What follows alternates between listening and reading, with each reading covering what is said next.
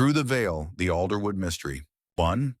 The missing girl detective Laura Kane had seen her fair share of strange cases in the sleepy town of Alderwood, but this one unsettled her. 17-year-old Emily Carter had vanished without a trace 3 nights ago. Her parents swore she wasn't the type to run away, and her friends confirmed she had no enemies. Yet her disappearance coincided with a series of eerie happenings that had the townsfolk whispering about old legends. Laura stared at Emily's photograph on her desk. A bright smile, curly blonde hair, and a light in her eyes that couldn't be faked. She'd interviewed half the town already, but no one had seen or heard anything unusual, except for a single statement from a boy who claimed he saw Emily walking toward the abandoned Alderwood Asylum on the night she disappeared. The asylum had been closed for decades, its decrepit halls now home to graffiti and urban legends. Laura had dismissed the boy's statement as a prank until Emily's school bag was found at the asylum's gates. "Guess we're going ghost hunting," Laura muttered as she grabbed her flashlight and keys. 2. The Asylum. The Alderwood Asylum loomed over the treetops, its broken windows and ivy-covered walls giving it a sinister aura. The air seemed colder here, and Laura felt an inexplicable weight as she stepped through the rusted gates. Inside, the building was a maze of crumbling walls and debris. Her flashlight illuminated graffiti-covered walls, broken furniture, and shards of glass littering the floor. But it wasn't the decay that unnerved her. It was the silence. No sounds of wildlife or even the creak of the wind, just an oppressive stillness. She found Emily's bag at the foot of a grand staircase. Nearby, a trail of muddy footprints led further into the asylum. Laura's heart raced as she followed the trail, her flashlight flickering with every step. The footprints ended abruptly in front of a heavy iron door that looked out of place in the decrepit asylum. "What were you doing here, Emily?" Laura whispered as she tried the handle. It was unlocked. 3. The ritual room behind the door was a room unlike any other in the asylum. The walls were covered in strange, arcane symbols, painted in what looked like dried blood. A circle of candles surrounded a crude wooden altar, and the air smelled of decay. On the altar was a photograph of Emily, her bright smile now deeply unsettling in the room's dim light. Beneath it lay a notebook. Laura's gloved hands trembled as she opened it. The pages were filled with ramblings about opening the veil and summoning the shadows. One phrase was repeated throughout: "She will lead the way." Laura heard a faint sound behind her and spun around, her flashlight sweeping the room. There was nothing there, but she couldn't shake the feeling of being watched. She pocketed the notebook and hurried out of the room, her instincts screaming at her to leave. 4. The Witness. Back at the station, Laura interrogated the boy who claimed to have seen Emily near the asylum. His name was Jake, a nervous 16-year-old with a penchant for exaggeration, but his story felt genuine. "I saw her," Jake insisted. "She was just walking, like she was in a trance or something. I called out to her, but she didn't even look at me. Then she disappeared into the asylum. Did you see anyone else? Hear anything unusual?" Jake hesitated. "I heard singing, like a creepy lullaby. It was coming from the woods." Laura's stomach churned. The notebook had mentioned singing as a way to call the shadows. Was this more than just a missing person case? 5. The Second Disappearance. The following night, another teenager vanished. 19-year-old Ryan Mills was last seen walking home from his job at the diner. His mother reported hearing faint singing outside their house just before he disappeared. Laura reviewed the case files, her unease growing. Both Emily and Ryan had no apparent connection, yet their disappearances shared the same eerie pattern. The singing, the trance-like behavior, and now the symbols from the asylum's ritual room haunted her mind. Desperate for answers, she reached out to Dr. Helen Graves, a local historian who specialized in Alderwood's dark past. Helen's response was chilling.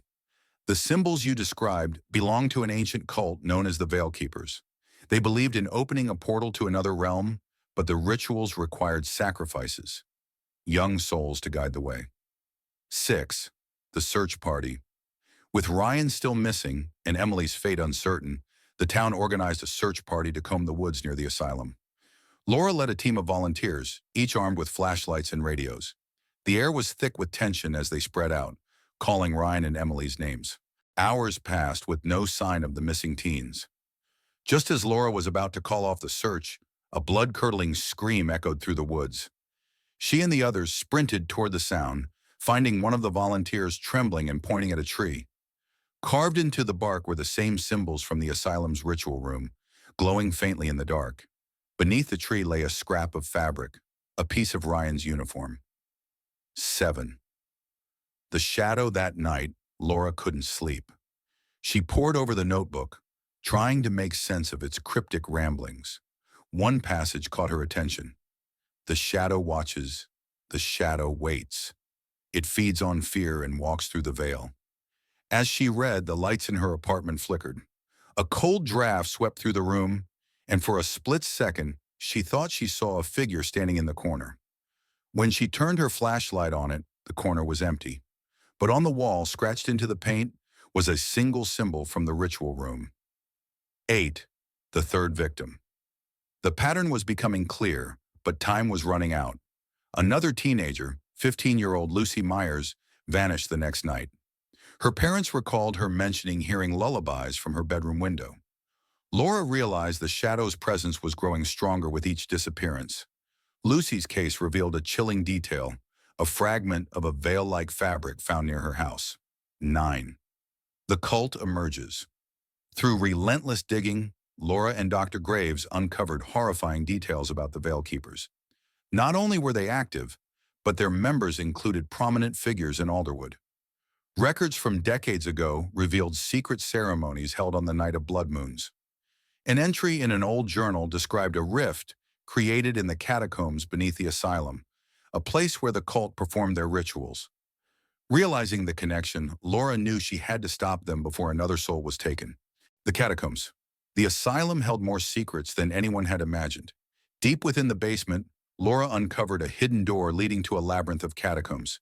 The air grew heavier the deeper she ventured, her flashlight flickering intermittently. The walls were lined with carvings of runes, each glowing faintly as she passed. At the heart of the catacombs, Laura discovered an ancient altar surrounded by skeletal remains. The altar bore fresh offerings, candles, flowers, and a bloody dagger. It was clear the cult was planning a massive ritual, and the missing teens were at the center of it. She marked the location on her map, determined to return with reinforcements. 11. The lullaby's source. The eerie singing Laura had been hearing grew louder in the catacombs, leading her to a massive cavern. Dozens of cultists, cloaked in dark robes, chanted in unison around a glowing rift in the air.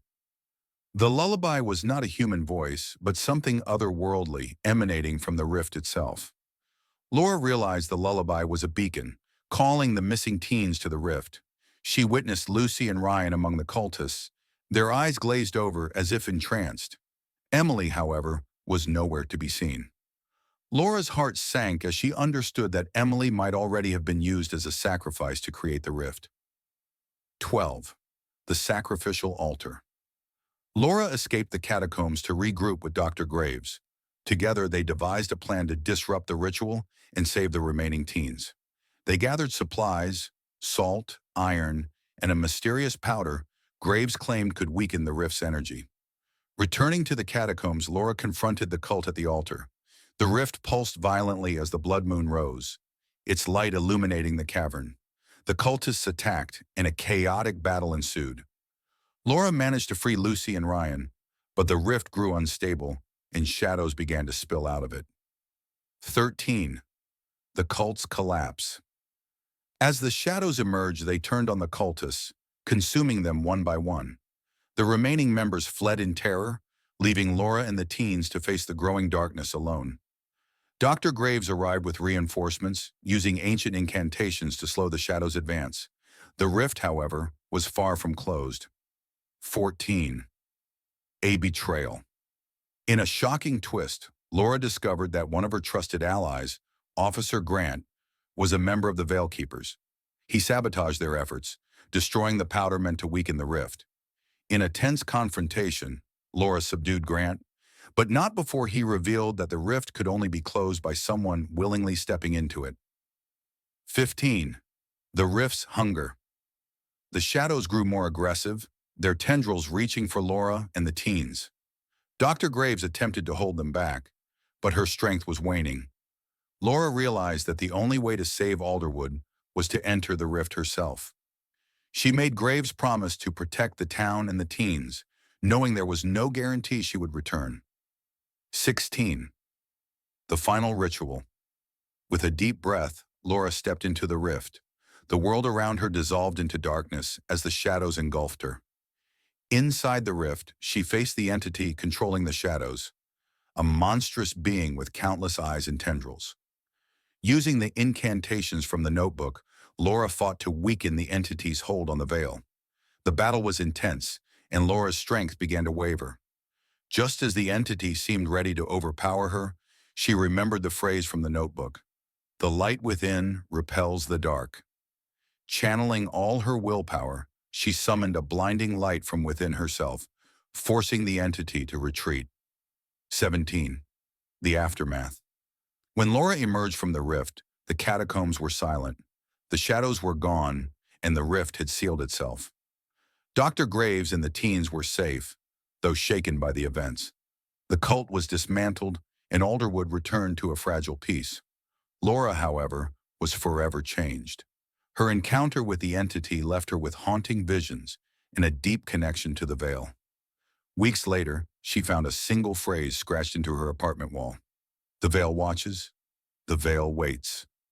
Though the rift was closed, Laura knew the battle was far from over. But she was ready.